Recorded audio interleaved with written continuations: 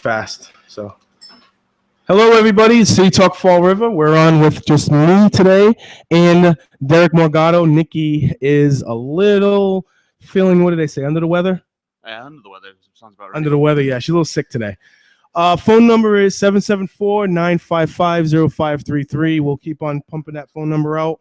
We're going to be on for about an hour, maybe an hour and a half today. Just because for me, I have to do some things for my job today because I do work for a living, believe it or not. How you doing, Derek? Doing good. It's getting a little chilly out there. Yeah. No, we definitely getting into some fall weather. Can definitely tell because my knees are starting to bother me. When that weather change hits, man. Whew. All right. I want to let you know something, okay? Grew Up in Fall River is a website that 10,000 people have 10,000 members, pretty significant. Yeah. Internet group that's been on for about almost 2 years now.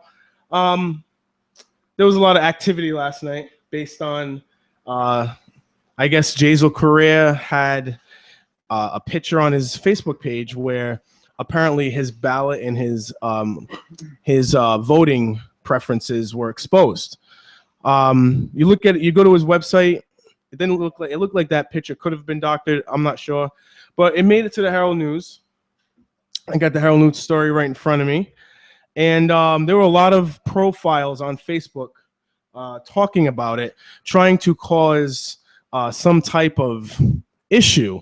I have, it's funny because there are a lot of fake profiles on Grew Up in Fall River, just like there are probably a lot of fake profiles on any other Facebook page out there.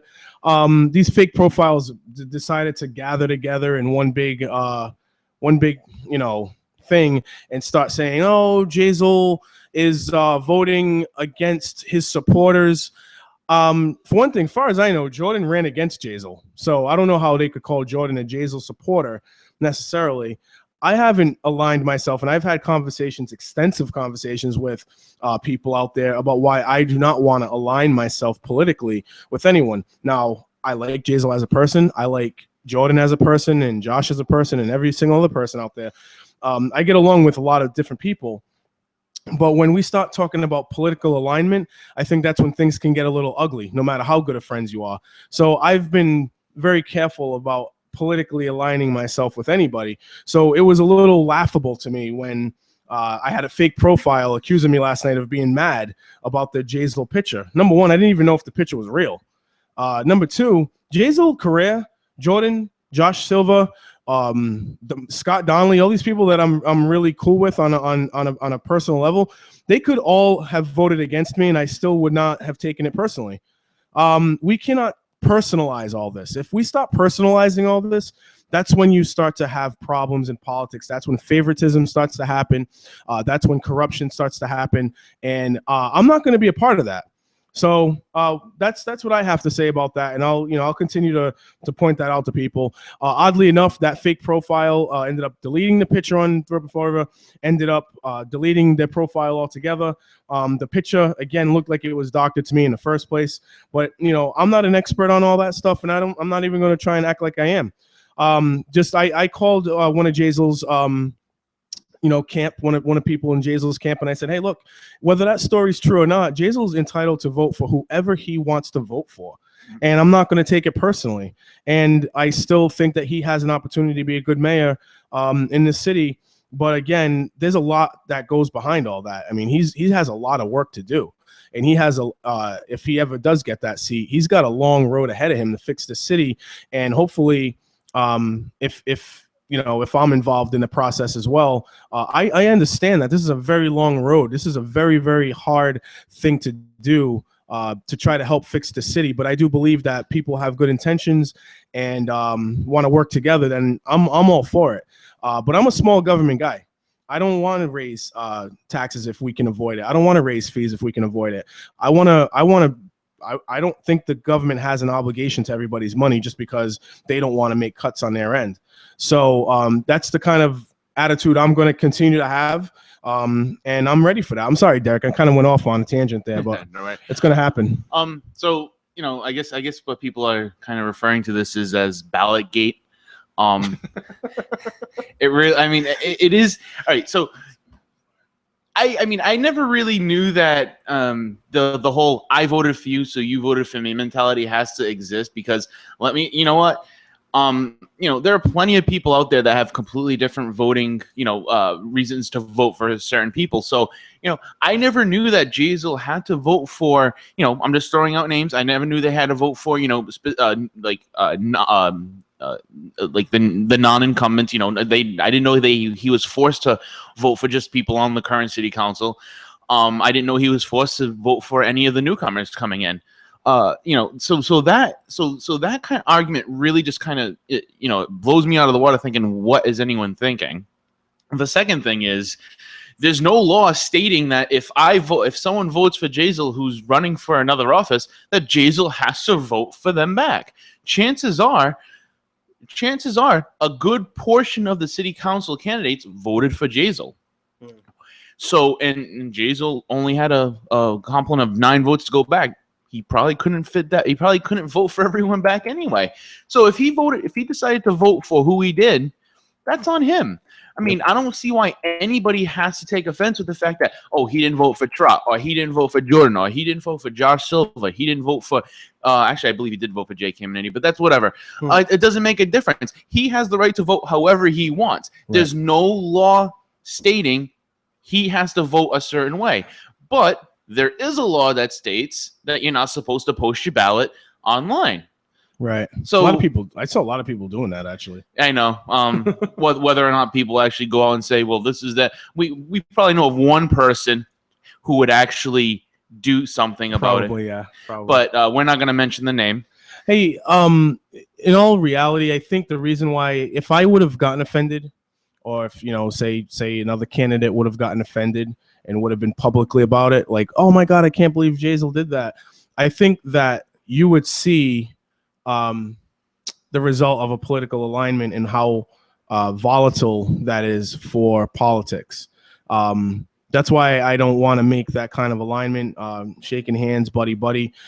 You're gonna need to have some level of professionalism. I believe, at least in my opinion, you got to have some level of professionalism when you're representing citizens as an elected official. At the same time, you don't have a political obligation to anybody else in office, or any political favors or anything like that. I think that that's the kind of politics we're trying to get away from. I agree. No, we the good old buddy system has gotten us to this point, right? And this point is pretty bad. So we need to get rid of that system. It's kind of like what we've been saying. The recall was meant to try to get a corrupt mayor out of office.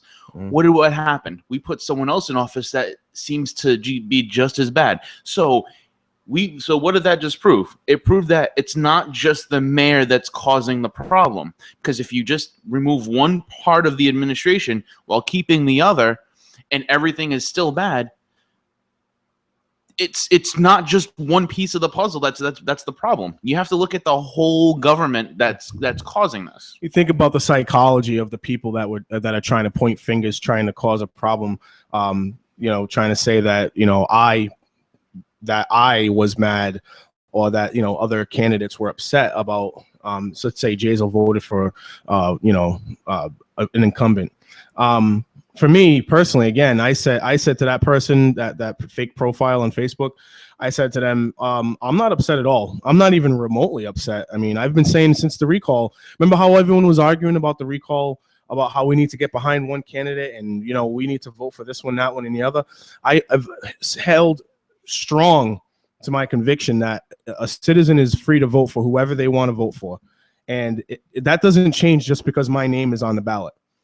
So everyone out there, you are free to vote for whoever you want. And I do hope you vote for me, because I know that my efforts are going to be to represent you the best I can. But if another candidate votes for somebody else and shakes hands and smiles in my face, I'm not going to be mad about that. That's the way it goes. I mean, that's politics. And again, that's your freedom to vote for who you want to vote for.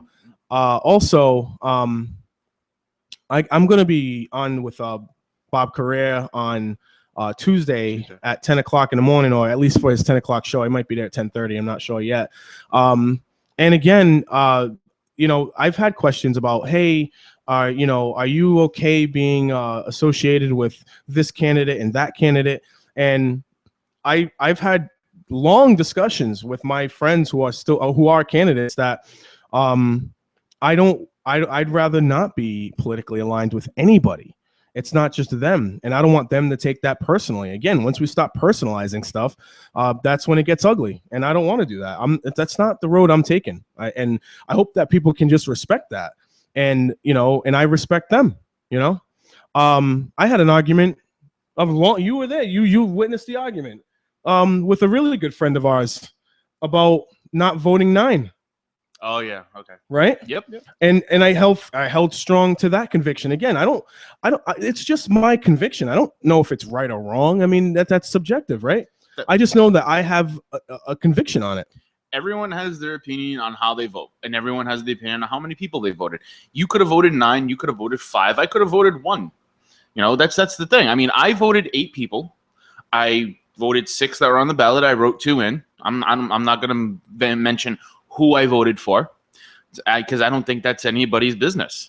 But when you put your own views and you try to impose them on others, yes, you have there's a big problem there, because you know what? You may like a candidate for some reason. Absolutely. But I may not like that candidate for a completely different reason. Preach it, brother. I'm not gonna put names out there. I'm really not gonna put names. I really don't. But we have there's a candidate out there that was called out to the carpet for something that happened with a nonprofit, and it wasn't addressed. I mean, it was finally addressed, but the way it was handled was very bad, and it left a very bad impression on me, on that person. So I couldn't vote for that person. I mean, if it was handled a different way and everything was, above board, yeah, I would have been perfectly fine. Like, okay, they screwed up, they accepted it, they fixed the problem, they apologized for everything instead of being combative about it. But that's what I mean. But that was it. They were combative about it, and that doesn't sit well with me, especially if you're trying to represent 88,000 people in the city. Just want to give you guys a heads up. Thank you for listening to City Talk Fall River. We're on every Thursday and Friday at 9 in the morning. Today we're going to go till about 10 or 10:30. Nikki Medeiros is out today. She's not feeling very well, but she'll be better and she'll be back next week. Not only that, but I know that we've been having because this is our 8th episode on YouTube, and we've been running this straight out of my apartment here.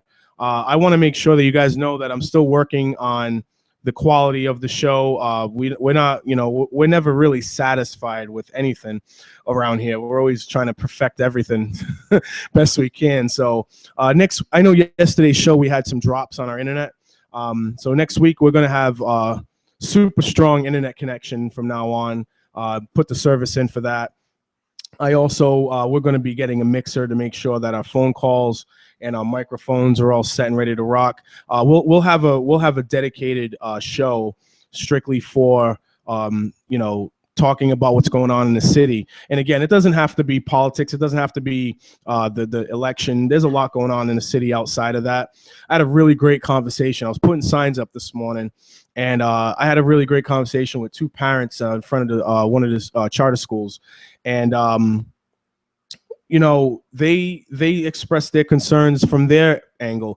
And I want to make sure that people understand this. And I'm going to try and bring this up to Bob Correa as well. There are people that are tired of talking about sanitation, okay? There are people, hold on, Morgado, because I got this one.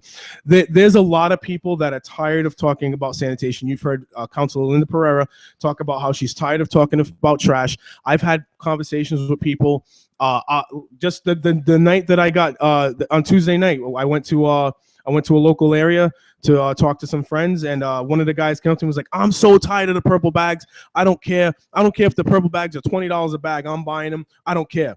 I had a business owner tell me that he doesn't care if the $10 per unit fee was $50 per unit fee. He's going to pay it because he doesn't care.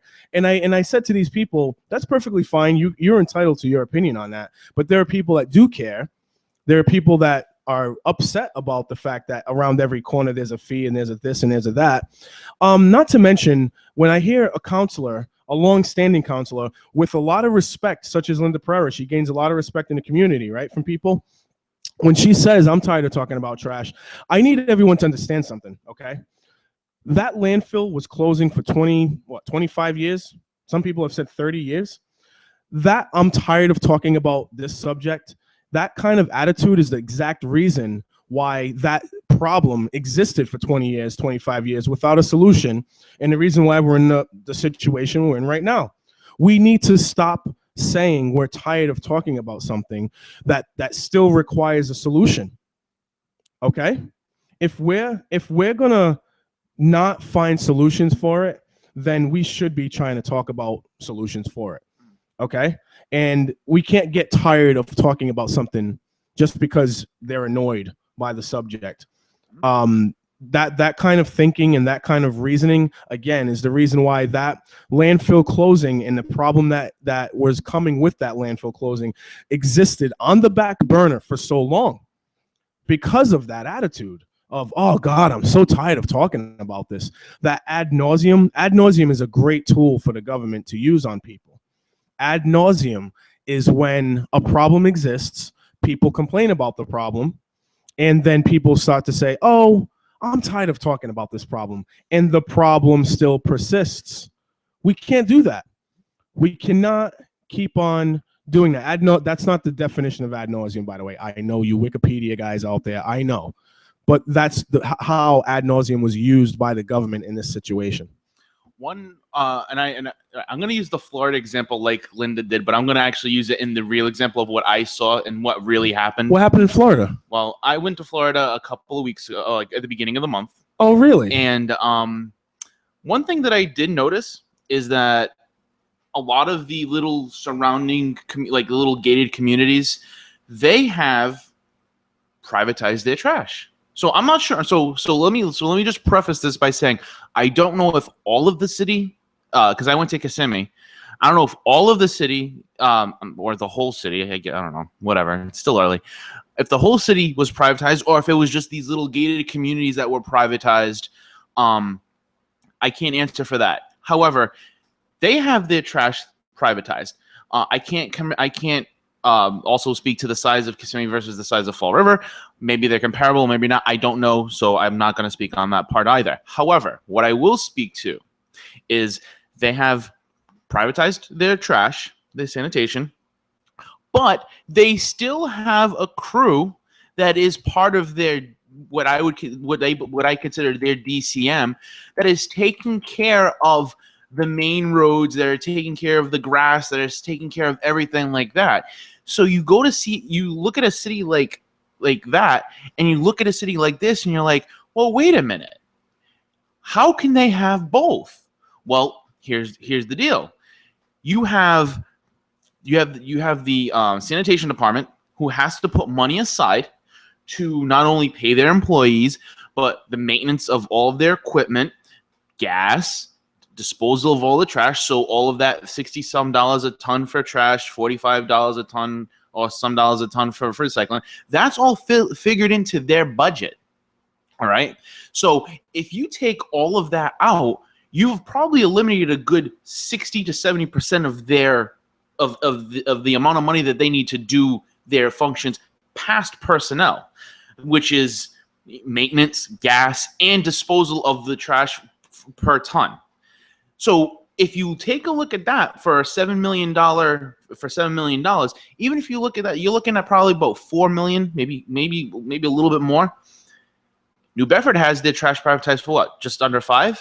The actual number, I believe, is 5.1 a year. Is it 5.1? Or 4.9 a year. It's one of those two. So now we're on the hook for potentially needing to get about $1 million or so, depending on the kind of contract, if we can get something like what New Bedford got. One thing I want to, I would love, and I'm probably going to do this soon is contact people out there in ABC, not ABC, but out there in New Bedford. You could talk to any of the city councilors or anything like that and try to find out exactly all the details of what ABC does for New Bedford. There's probably people out there right now that can make that phone call themselves and let people know what's going on. But these are some of the things that you got to put on the list of priorities. So that way, when you're having discussions with people, you can give them the exact information.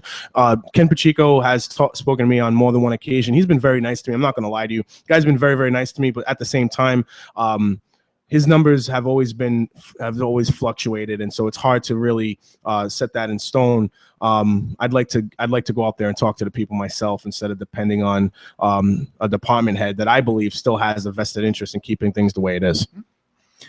And looking at him now, like keep in mind, I've known Ken for a long time. I've lived very. I mean, he used to be a next door neighbor of mine back in the day. I've known him for a long time, and back in the day, before he was ever associated with the city, he had a very different demeanor. He had his own company. He had his own thing. He had, his head was in a right place. You look at him now, where he can't give you straight answers, and everything that he says is changed within a matter of weeks or even days. Mm-hmm. That just goes to show that this whole city thing that he's got going on, right, is he's I still believe him, just like everyone else. He's covering for people. He's there because he could be the ultimate perfect patsy. And he will cover for you until the end of time, and you will still have a job with me. You feel he's covering for people up there? Come on. How can you couldn't even say that with a straight face? I'm appalled. I'm shocked. Yeah, and appalled. Sir. And you still can't say that with a straight face. Shocked and appalled. Yeah. No, I again, it's better to go out there and try to find those numbers on your own and know for yourself what's going on out there. The private-public partnership is something that Jazel Correa has mentioned more than one occasion. He mentioned them in both debates. That's even something that Jordan has talked about when he was in the debates on how you have that option. Both options of private-public and straight private, in my opinion, are better than what's going on now. People have paid for barrels, trucks, thinking that was going to help keep the costs low. Then they go out with the purple bags. A lot of people were under the impression that the purple bags alone was going to be a trash program. Bags. Now it's the $10 per unit fee. And that $10 per unit fee can end up being $12 real soon. Those purple bags can end up being $2.50 real soon. And when they keep on saying, oh, don't go private because private will raise the prices up, how are they not looking at what the government has done already? And not to mention, now they're trying to fine you. And there's still no clarity on the legality of those fines. So why would we just turn around and say, oh, private business is no good, they'll just raise the prices on you, they'll jack them up on you, and then completely ignore that this has been going on in the government for quite some time, and it doesn't look like it's going to stop. You have to think about that. You have to think about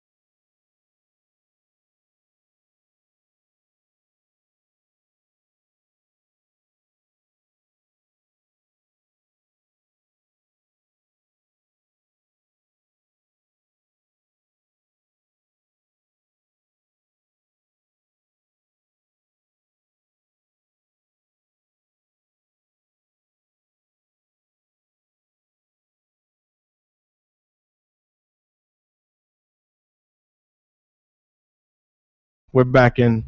We're back on it. All right, good. Just to let you guys know that my internet connection here is definitely down.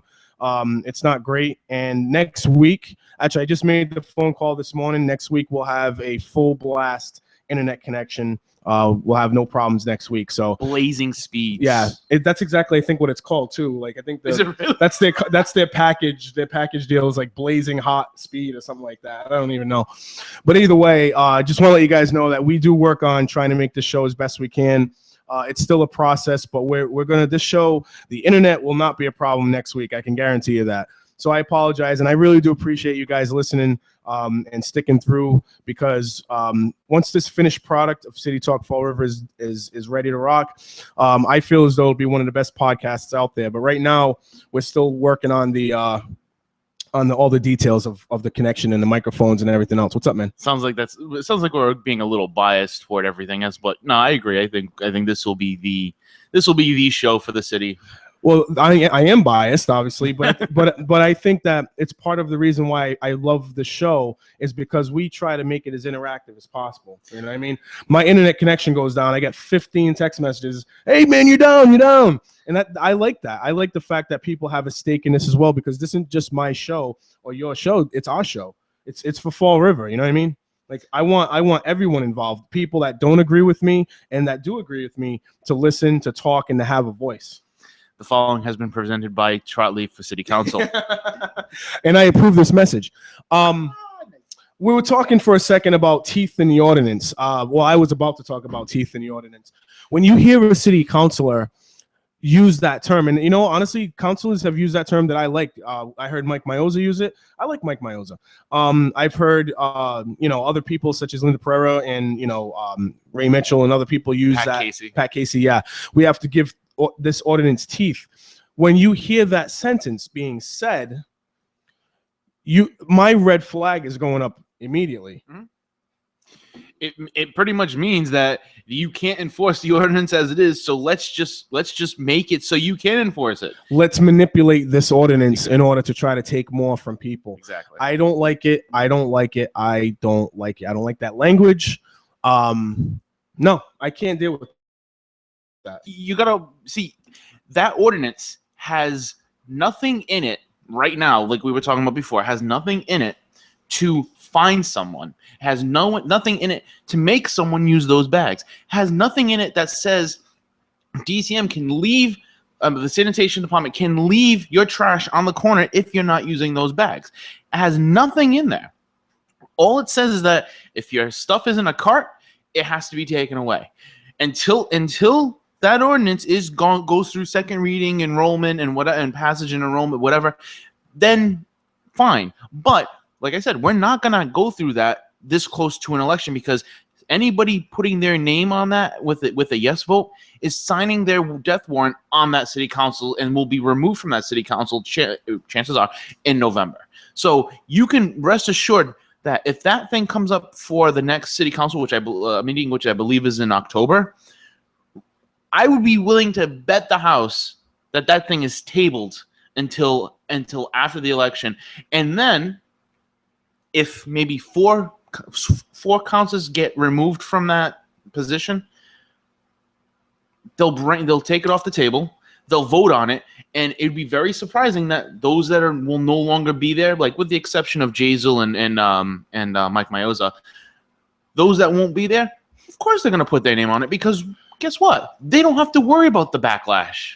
The value of accountability is so important in all of this. To be able to, the voters have to know, the citizens have to know that the only way to really change things is to start holding people accountable. People start doing their jobs a lot better, especially elected officials, when they know that their positions are in jeopardy.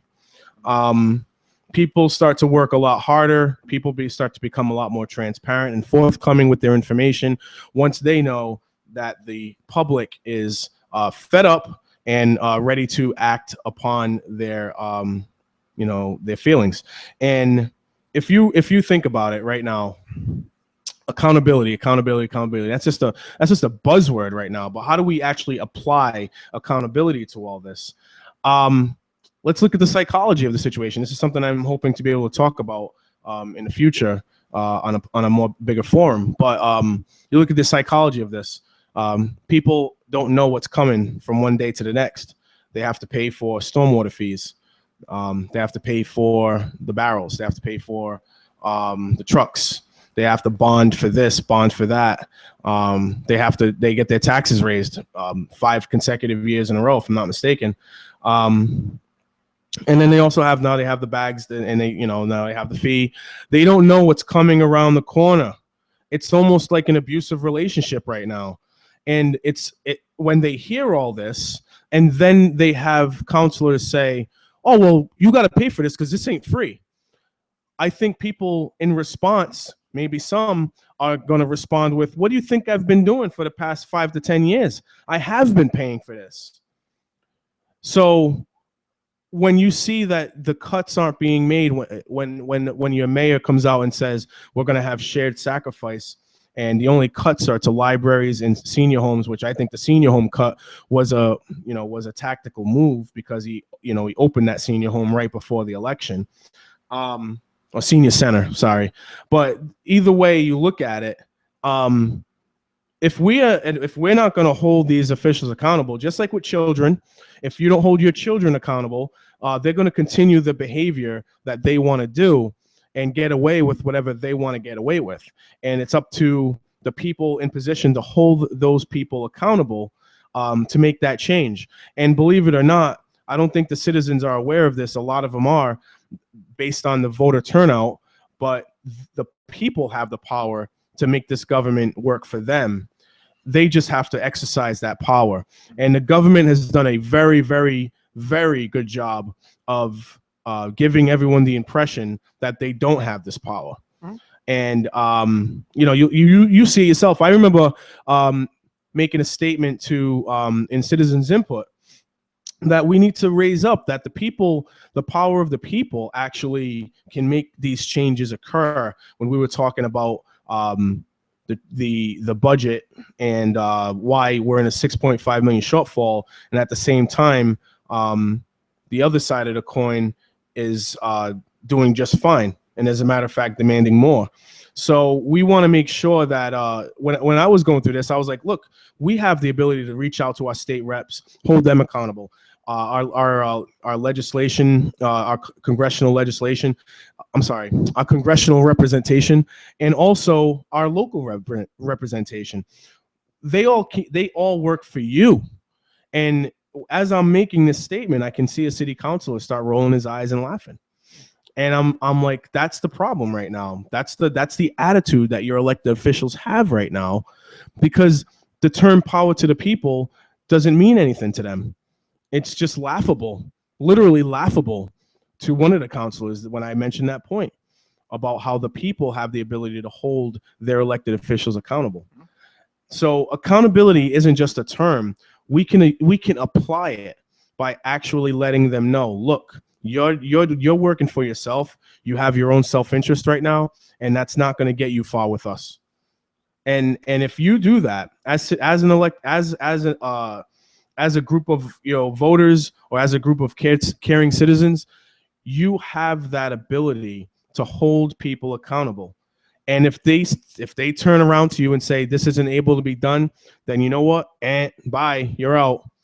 Bring in the next guy that actually wants to work for us and wants to represent us. That's what you do. Right. I want to kind of change gears for a second. Yeah. Before you change that gear, just remember there was also a counselor that was ridiculing people for wanting to change some of these things that have been going on. He was interviewed after the election, and he was just ridiculing. If you think that this is going to happen, you're all fooling yourselves and things like that. That's a person literally saying to you, if you think you can make changes in the government, you're fooling yourselves. Well, I say, step up to that challenge. Step up to that challenge. Challenge the government. Boycott. Do what you know you can do in your power, in your civil disobedience, to make changes in Fall River. If you're not happy with it, you do not have to swallow it. you can actually try to make changes and hold people accountable. Go ahead, man. I'm sorry. So, I mean, earlier this week there was a story that came out, and I'm pretty sure by now it's pretty public and everyone knows about a pharmaceutical company raising the price of Daraprim, which is a drug that is used in HIV and AIDS patients to try to help combat that. So this guy who owns this pharmaceutical company, what I believe is he actually bought it, and now what he's done is he has pretty much just price gouged the ever loving hell out of these drugs, to the point where he raised a price of a certain drug for, like I said, the Daraprim. I don't know if I'm pronouncing it correctly. If I am not, I apologize. He raised it from $13.50 a pill to $750 a pill. That's 5,500% increase. Hold on a second. Let me say that number one more time. One more time. See, if this was FRC, we'd pull like the the little radio scratch, the record scratch. 5,500%. That's amazing. So reading a little further in this article that I have is if you go through insurance plans that require 20% copayment, 20% of that is $150 per pill. So if you need 10 pills, you're coughing up $1,500. And even though it's not in this article, I believe I read somewhere that the cost of making this pill is somewhere in the area of less than $2. So selling it for $13.50, you're selling it for about a 650% spike. I mean, you're selling it for a 650% profit. But now, from taking it from $13.50 or whatever it was to $7.50, all I can think of is, and he's already laughing. All I can think of is saying is, "Wow, yeah, that's ridiculous." I mean, how? I mean, this guy, this dude right now is his name is the guy who owns the pharmaceutical company, and I hope I pronounce his name right. Is Martin Shkreli? I don't know, like Shkreli or whatever his name is. Mm-hmm. I would say he's probably one of the most hated people in the world right now. But now this is where it gets interesting. We're going to probably try to get the government to put something to go in on this and try to figure out a way to regulate the price. Exactly. You always hear about government saying price gouging on gas and how they've been trying to regulate. They've been trying to do stuff with that, and you truly can't do that. I mean, what's someone going to do? Someone's going to see something, they'll report it, and then eventually the government. This is now affecting people's lives. We're not talking about just gas, about filling up a tank, and just the economic part of it. This is someone's physical well-being right now. For someone to put a 5,500% increase on a drug that could potentially save a life, I'm sorry, you, my friend, are a scumbag. Mm-hmm. They would get the no flex zone, I think. Maybe, yeah. Capitalism has no obligation to morality. That's one of the downsides to capitalism, in that sense. Exactly. You remove yourself from the fact that you're trying to cure a human being, and what you're doing is you're trying to line your pocket so you can potentially live a little easier.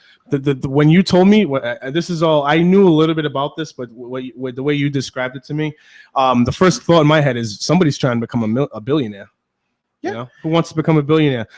That's an amazing story, and that goes to show you that that's one of the detractors to capitalism. That's what makes people sometimes say, "Oh, capitalism isn't great."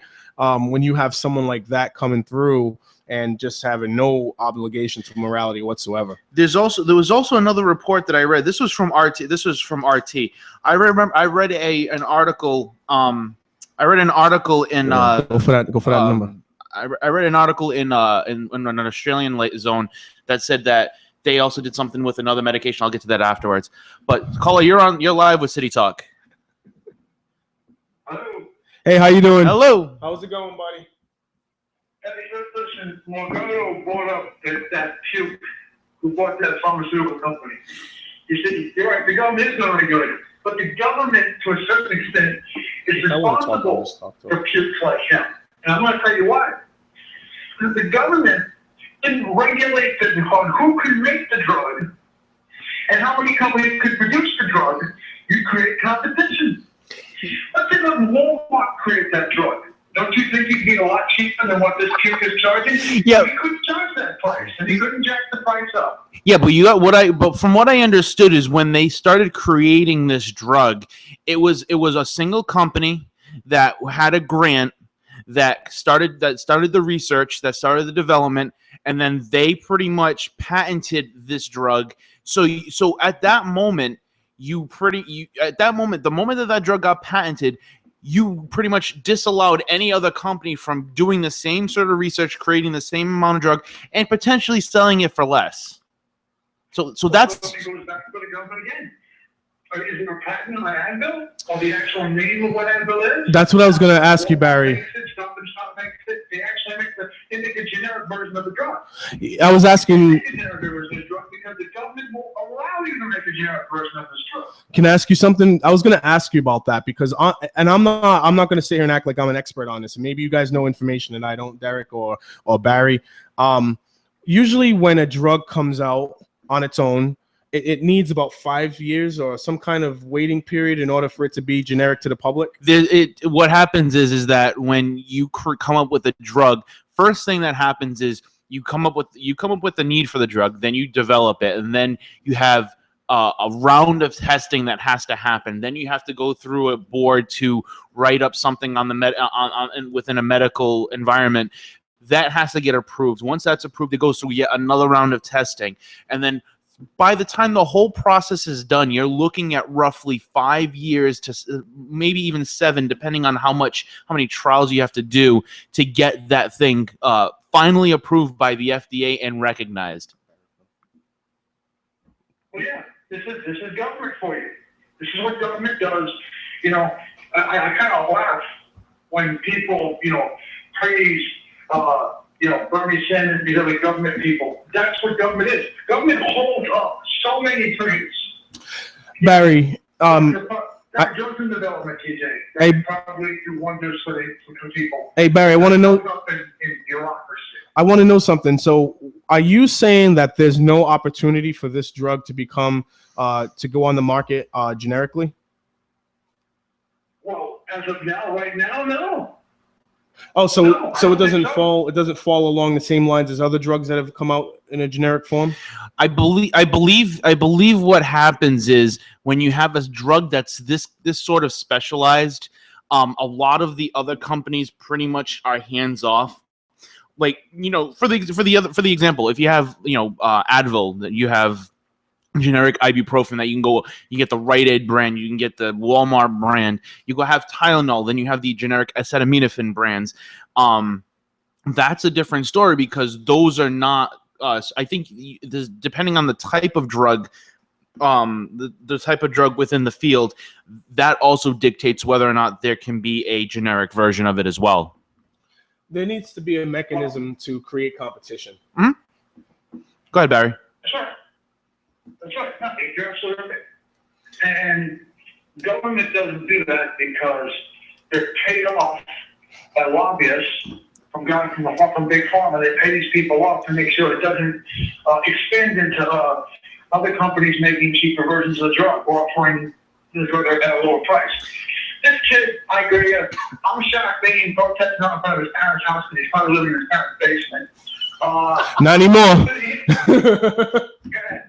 No, I was gonna say, hey, he's not living in his parents' basement anymore. That guy's gonna be making some money now. He still is. I eventually believe this kid is not gonna do this. I totally believe he is. They're gonna come after him one way or another, whether it's the government comes after him. This government, You know, you get private these private protesters who show up at his house or whatever. It's just not gonna happen. You know. But what I wanted to call you about is Morgano brought something interesting about covering up. And I've been saying this for a while, and it's why we've been this way for 30 years in this country. Because you're right, Ken Pacheco is covering up for somebody, and that person is covering up for another person, and that person is covering up for another person, and on and on and on. And that's how this city works.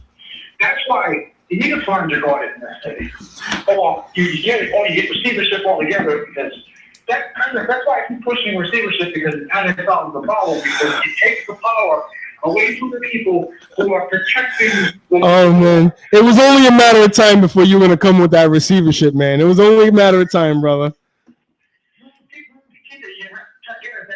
It's the only way we're gonna get to the truth. It really is. I mean, you can look. Those incumbents right now, they're all sitting pretty. Yeah. Okay.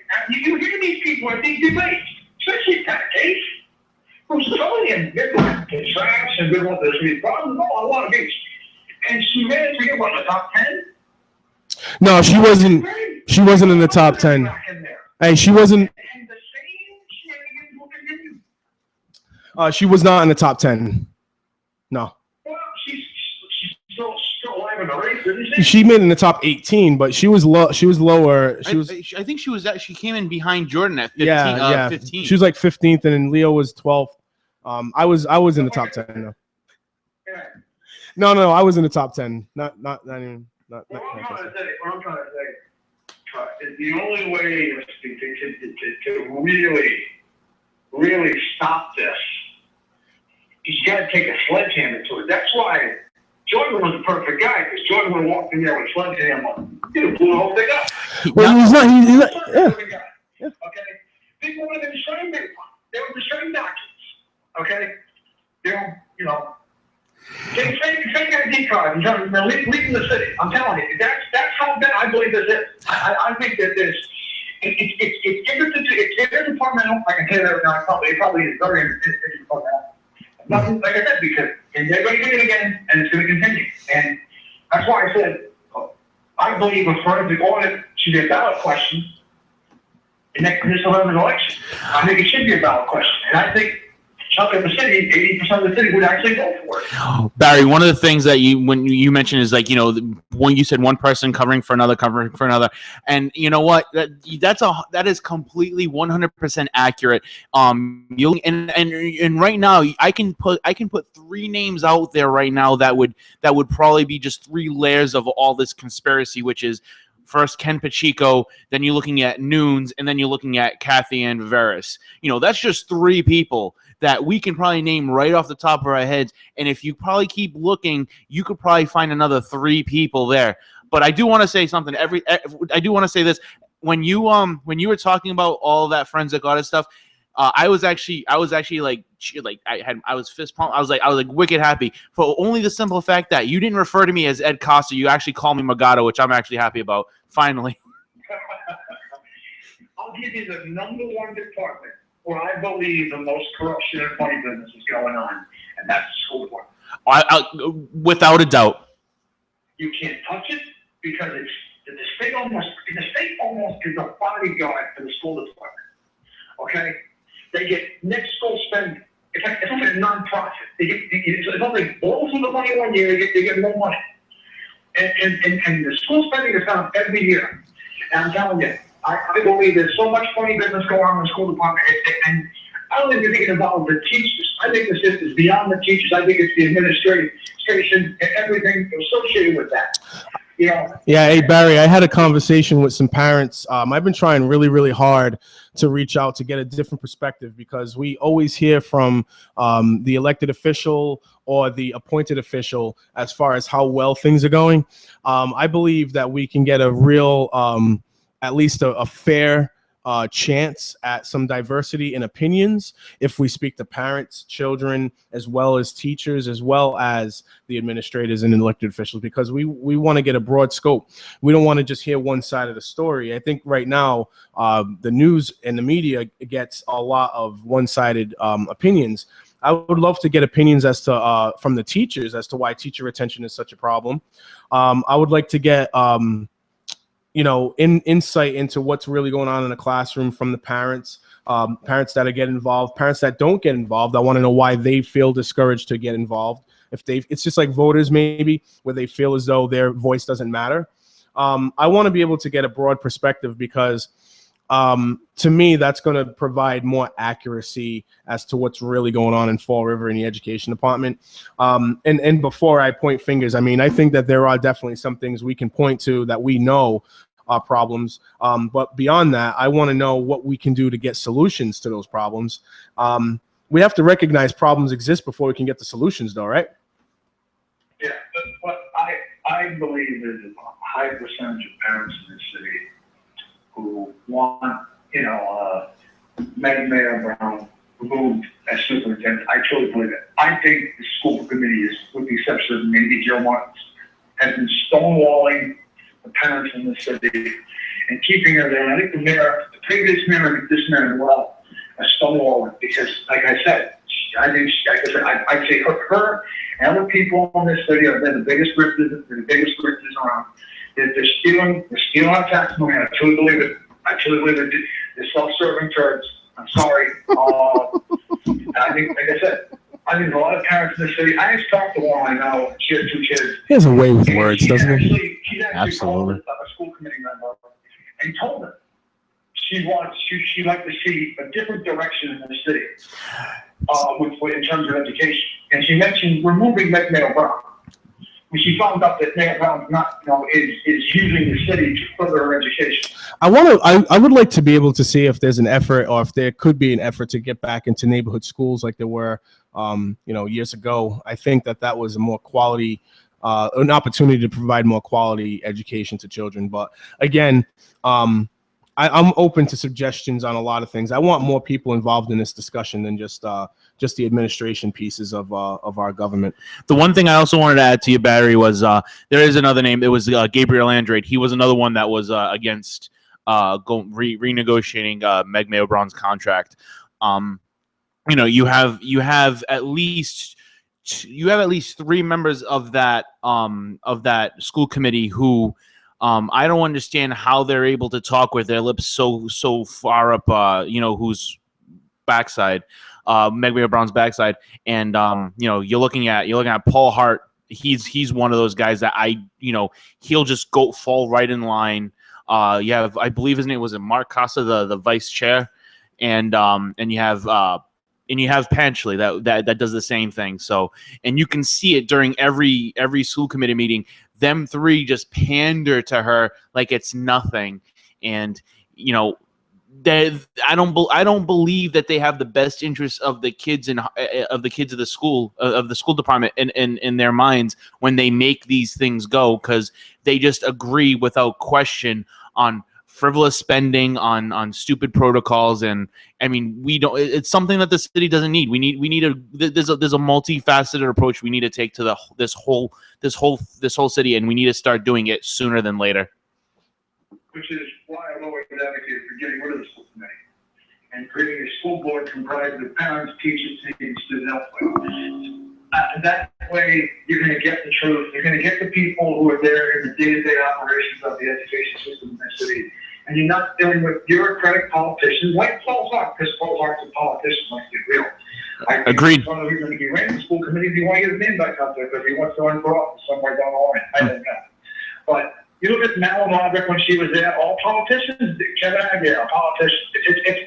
They're not there for the kids. I mean, come on, they're not there for common sense and the kids.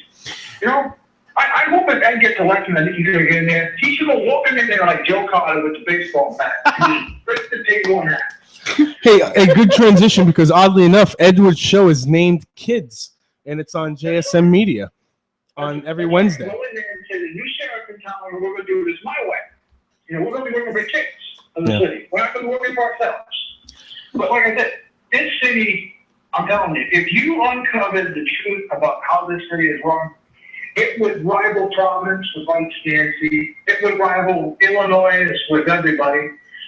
It's like I'm telling you. The cover-ups are just a start of it. Tip of the iceberg. of the money that's being wasted in this thing. Hey Barry. Go ahead. Hey Barry, I'm gonna have to let you go, my man, because we're approaching the time. We're gonna cut the show short today, just based on some scheduling stuff going on with my job. Derek Morgado has some things he's got to do. So we're gonna get rolling. But next week we'll be on till 11. We'll have a really strong internet connection next week, and we'll welcome your phone call. Okay. Yeah. Why not tell the truth? The house is being raided. Nice. Not yet, sir. But it's coming. That day's coming. All right, man. Have a good one. Thank you. See you later. I will wait for my friend Tara. She texted me and asked me for the phone number. I'll wait another 10 minutes for her. See if she wants to call in. Yeah. Okay. So I sent her the phone number. And 774-955-0533. We'll hold on and hold on for her for a little bit. That storyline that you were talking about with the guy jacking up the price, Barry brings in a nice perspective again, and I was waiting for that government perspective to come into it. The pharmaceutical company, easily multi-billion-dollar company, they can fund any politician. They can write a check. They can write checks for $1 million like it's going out of business, and it doesn't hurt them because that's what they bring in on the daily. They bring in multi-million dollars on the daily. Right. So, $1 million for this guy means nothing to them as long as they can still have their control. And you are live with City Talk Forever. Hi, Derek. What's going on? Thanks for the cue. Thanks for the cue to call in, DJ. Thought you were leaving me. Yeah, you sent me a message, and I think it was only fair to give you an opportunity to voice your opinion on things. How are you doing? I'm doing good. I know you have things to do. I was just calling when you started talking about the pills for the AIDS there. Yeah, go ahead. Now, I just want to say, morally, I was appalled when I heard it as well. But is this not all part of wanting a smaller government? If government didn't regulate how many companies could make this, I don't want government to regulate the price of it. I mean, that should deal with that on his own behavior at the end, that he's still people. But I would rather government stay out of it. Look at the $750. The government should do small, tiny things to ensure that it's the competition is there. Do you know what I mean? But they don't need to. And undercut this guy and sell it for $20 and still make themselves money if that's truly possible. Right. Then let the free market. We have to make the market free. Exactly. Whoever wants to make this, make it. And whoever got the best price for the best product will win out in the end. Isn't that what all government is all about? No, go ahead, Tara. I want to go ahead. Finish that thought. I mean, we might think it's morally wrong, but I'm really good at first until I just had to step out of the bubble and really think about it. Now, if the government did regulate the price and tell him he could only bring in X% of cost or whatever, so it'd be to say what the cost is and let someone else say how many studies this had to go through and all that. I'm sure that cost adds up after a while. And if they were just, let everybody make it on their own and let the free market play it out. The best companies will survive. The companies that are screwing people will die. And free market will build on its own. If the government got out of its way, if the government regulate how much they can charge for them, why are the young scientists even going to come up and find cures for things if they know they can only going to make 10% over cost? What's the point of even putting my effort into this? I'm afraid that it's extra effort. One thing I do want to mention is that with this pharmaceutical company, they did a little bit of digging and they actually found another drug that they did the same kind of price gouging to. It wasn't as bad. I don't want to be misquoted, so I'm going to be careful. I'm going to be careful on what I say it was for. I believe it was to help with the pain of some terminal illness with I want to say it was either the kidneys or the liver or lungs for kids. I don't remember it, but what happened was that they pretty much did the same thing, but they rose the price from $2 a pill to $42 a pill. It's not as much as what they did with the HIV medicine that they just went out with, but you bring up a great point with the government needing to have safeguards against this kind of price gouging. Now, I want to give you a quick example of a public thing that does have this kind of a safeguard. Recently, it was the stock market, where they see if a price is dropping below, if the stock market drops a certain amount of points in a day, what they do is they technically suspend. What they do is they suspend trading for a while, and they try to see if they can get things back in order. And if things are getting back in order, they'll continue. But with what the government needs to do, and we always say that the government needs to lessen its hold on things, but we want to see it lessening its hold on the people. But what we want to see is the government hold these other companies accountable for doing the same things, which is stealing out of the people's pocket. That's stealing.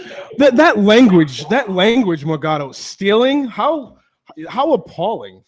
Jordan's affected me. All right. No, but listen, real quick, I want to just throw out there too that the government, government intervention should not entail regulating prices at all. But at least ensuring that the free market is prevailing, at least ensuring that competition is there and the free market is prevailing. That's the only role I think that the government can play, if they play a role at all. Because right now, it's just he's cornered the market. It's basically a monopoly, and this is what happens when you get monopolies. Absolutely. All right, my friend. Wanted to bring it up. They just backed it up altogether, and 30 million, scientists started coming up with other plans that they could sell cheaper. That the free market would work itself out, and the guy who challenged the prices, he'd be out of business because really that's just someone else doing it cheaper. But the government keeps sticking their nose in things. Yep. No, that much money, you can guarantee there's a lot of hands in that pot that we don't know about. So, hey, we're gonna be back on next week. We're gonna have a much better connection. We're gonna make sure that we keep on improving this show. Thanks for listening. Thanks for calling. All right, TJ, have a good day. Bye, Derek. See you later. All right, everybody. We're gonna shut this one down. We'll be back at 9 o'clock, 9 to 11. Hopefully, Nikki will be feeling a lot better, and she'll be back on with us. And thanks for listening. Thanks for just being there this entire time. We've appreciated every single person that's called and listened. Have a great weekend. Go ahead. See you later, guys.